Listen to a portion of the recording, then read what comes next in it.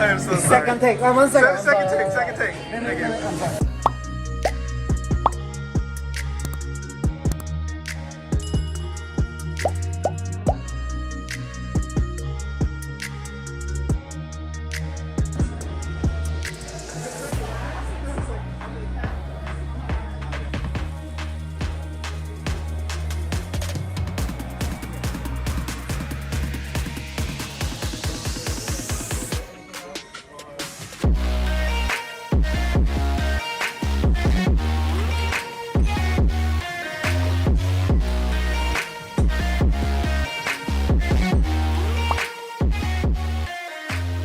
Hey, what's going on, my bros? Welcome back to the channel, and today we are inside a parking garage. I don't think we'll be able to get food here. We are inside the Mosaic District here in Merrifield, Virginia, and we are going to be trying out something very exciting. Gyu Shige. Gyu Shige is a Japanese chain, so there are quite a few of the locations throughout Japan, but they did decide to open up a store here in the United States, so pretty exciting stuff.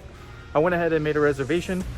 Currently, as of this video, Gyu Shige is reservation only, so you do have to make a reservation if you want to try the food. I'm very excited because I took a look at the menu and apparently they have A5 Wagyu beef. I'm very curious to see how this compares to the Wagyu beef I've had in Japan. Link to one of my videos. Basically, I went to a Kobe beef restaurant in Kobe, Japan and had a $300 steak. So I'm very curious to see how it compares. Anyways, guys, we're gonna go ahead and walk over to the restaurant. I'm not entirely sure if this video is gonna be my regular style where I'm talking and eating at the same time. I might just be filming some of the meats and do a voiceover afterwards, but we'll see. Anyways, let's get going. All right, so let's go ahead and dive into the voiceover portion, as it was kind of awkward to film in my normal style. So the menu is fairly straightforward, with the main meat attractions listed on the left side, with other meat options like chicken and seafood listed on the right. Most importantly, the A5 Wagyu section is there in the bottom left, with, in my opinion, fairly reasonable pricing. Finally, in the bottom corner on the right side are some dessert options, as well as some of the libations available for purchase. On the back of the menu, they have the appetizers, sushi, including sashimi and rolls, and rice noodle dishes, which are items I definitely recommend getting for a fuller dining experience. Each person is given a tray of 3 different sauces as well. Starting from the left, we have a spicy miso sauce, a shio, garlicky, buttery kind of sauce, and finally a shoyu, which seemed to have a bit of yuzu sweetness to it. For appetizers, I had the opportunity to try the fried rice, the karaage, and the takoyaki. The fried rice, or the chahan, wasn't anything too special. It had a good amount of flavor, but it was a little bit on the dry side. It was, however, very useful in providing my stomach with a fuller meal. The karaage, on the other hand, was full of flavor and had a wonderful crispy texture on the outside and juicy, tender chicken on the inside. If you have to pick an appetizer, this isn't something to sleep on. And last, the takoyaki, which in my opinion wasn't mind-blowingly good, but wasn't bad either. Tina actually mentioned to me later that the takoyaki that I make is much better.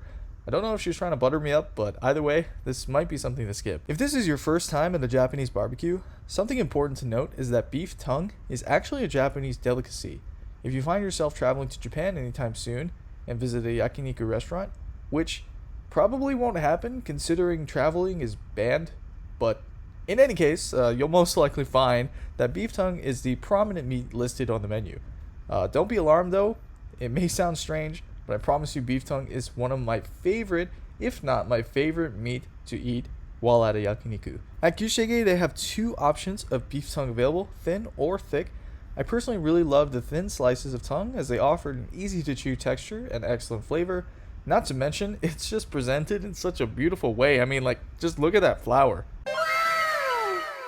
The thick is excellent as well, but as it is more expensive and doesn't quite have as good a mouthfeel, I'd say try it once, but for the future, probably just stick to ordering thin. Another delicacy in JBBQ, and actually in other Asian barbecue as well, is intestine, which again might sound a bit strange, but it really does have some of the best flavor. If you're not a big fan of chewing your meat thoroughly, you might want to skip this, but I have to say the marinade they had was excellent. I can't say it's the best prepared intestine available in Northern Virginia, but it's certainly something to order seconds of. We also had ordered some of the brisket for the table as well, which if you're a Korean barbecue veteran, you're probably familiar with. The brisket at Gyu Shige tasted great.